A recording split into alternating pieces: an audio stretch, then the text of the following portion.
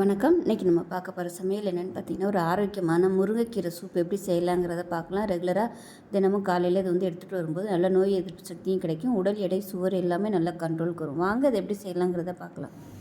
இப்போ ஒரு பேன் எடுத்துக்கலாம். பேன் சூடானதும் ஒரு 2 டம்ளர் அளவுக்கு தண்ணி சேர்த்துக்கலாம். இப்போ 2 டம்ளருங்கிறது கரெக்டாக உங்களுக்கு 250 ml தண்ணி பிடிக்கும். ஒரு 1/4 லிட்டர் அளவுக்கு தண்ணி ஊற்றிருக்கேன். தண்ணி சூடாக ஆரம்பிக்கவும் ஒரு கைப்பிடி அளவுக்கு, அதாவது பிடிச்சிங்கன்னா ஒரு பிடி வரும், அந்த அளவுக்கு முருங்கைக்கீரை கழுவிட்டு எடுத்து வச்சுருக்கேன். அதை சேர்த்துக்கலாம். இது கூடவே ஒரு 6 சின்ன வெங்காயம் சேர்த்துக்கலாம். சின்ன தக்காளியில் பாதி சேர்த்துக்கலாம். இது கொதிக்கட்டும். இந்த கீரை வேகணும். அதே சமயம் அந்த கலர் மாறக்கூடாது. அந்த பச்சைத்தன்மையோடையே இருக்கணும். கலர் ரொம்ப டார்க்காக மாறக்கூடாது. ஸோ அந்தளவுக்கு மட்டும் நீங்கள் வேக விட்டால் போதும். இப்போ பாருங்கள், நல்லா கொதி பிடிக்க ஆரம்பிச்சிருச்சு. இப்போ அமர்த்திடலாம். ஒரு 2லேருந்து ஒரு 3 நிமிஷத்துலேயே கீரை வெந்துடும். ரொம்ப வேக விடக்கூடாது. இப்போ வடிகட்டி எடுத்துக்கலாம். இப்போ பாருங்கள், வடிகட்டிட்டு மிக்ஸி ஜாரில் சேர்த்துருக்கேன். இப்போ இதில் 1 டீஸ்பூன் போல் மல்லி விதை சேர்த்துக்கலாம், அதாவது தனியா விதை. 1 டீஸ்பூன் சீரகம், ஒரு சின்ன துண்டு இஞ்சி சேர்த்துக்கலாம். 3 பல் பூண்டு சேர்த்துக்கலாம்.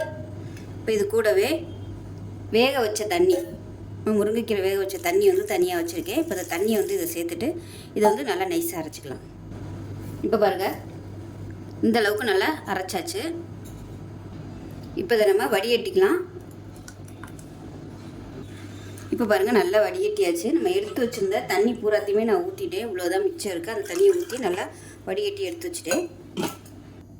இப்போ ஒரு பேன் எடுத்துக்கலாம். நம்ம வடித்து வச்சுருக்க இந்த முருங்கைக்கீரை சூப் இதோட சேர்த்துக்கலாம்.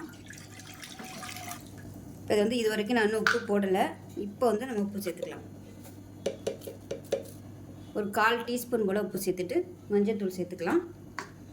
இந்த மஞ்சள் வீட்டிலே அரைச்சது, கடையில் வாங்கினது கிடையாது. வீட்டில் அரைக்கிற மஞ்சள் தூள் தான் இந்த மாதிரி சூப்பு இதெல்லாம் வச்சு சாப்பிடும்போது நல்ல பலன் கொடுக்கும். கடையில் உள்ளது அது ஒரிஜினலாக என்னங்கிறது நமக்கு தெரியாது. 2வது அதில் கெமிக்கல் சேர்த்துருப்பாங்க கலருக்காக.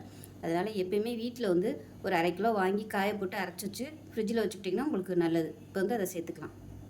ஒரு 1/4 டீஸ்பூன் போல் சேர்த்துக்கலாம். இது கொதிக்கட்டும். இப்போ பாருங்கள், நல்லா கொதிக்க ஆரம்பிச்சிருச்சு. ரொம்ப நேரம் கொதிக்க விடணும்னு அவசியம் இல்லை. சூடு ஏறினா மட்டும் போதும், அமர்த்திடலாம். அவ்வளோதான். இதில் லாஸ்ட்டாக மிளகு சீரகம் பொடி பண்ணதை சேர்த்துக்கலாம். இது உங்களோட விருப்பம் தான். ஏன்னா நம்ம அரைக்கும் போது சீரகம் போட்டிருக்கோம். இது நான் முட்டை பொரியல் ஆம்லேட் போடுறதுக்காக பொடி பண்ணி வச்சுருந்தது. இப்போ அதை சேர்த்துக்கலாம் மேலாப்பில். இல்லைன்னா வெறும் மிளகு கூட நீங்கள் சேர்த்துக்கலாம். கலந்து விட்டுட்டு இப்போ குடிக்கிறதுக்கு நல்லா தயாராகிடுச்சு. காலையில் அந்த சூப் எடுத்துக்கிட்டிங்கன்னா உங்களுக்கு ரொம்பவே நல்லது. சுகர் நல்லா கண்ட்ரோல் பண்ணும். வெயிட் லாஸ் ஆகும். ஏன்னா பூண்டெல்லாம் சேர்த்துருக்கோம்.